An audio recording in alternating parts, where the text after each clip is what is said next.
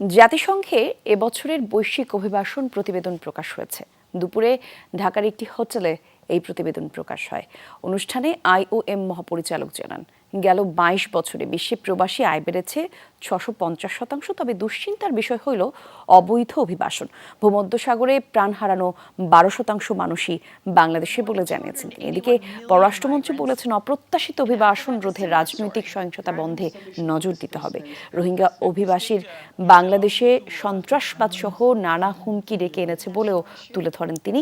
বাস্তুচ্যুত হওয়ার কারণ হিসেবে প্রাকৃতিক দুর্যোগ যুক্ত হয়েছে, যা দুশ্চিন্তার বড় কারণ বলে মনে করেন পররাষ্ট্রমন্ত্রী।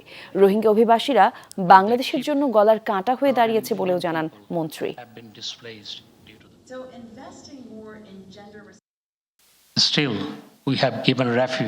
মিয়ানমার থেকে বাস্তুচ্যুত রোহিঙ্গা যারা বাংলাদেশে এসেছে তাদের কারণে নানান ধরনের সমস্যা তৈরি হয়েছে। এখানে রোহিঙ্গা ক্যাম্পগুলো উগ্রবাদের সূতিকাগার হয়ে দাঁড়িয়েছে। মানব পাচার, মাদক ও অস্ত্রের চোরাচালান বেড়েছে। এছাড়াও আমাদের এখানে নিরাপত্তা ঝুঁকি তৈরি হয়েছে এবং পরিবেশের ব্যাপক ক্ষতি হচ্ছে।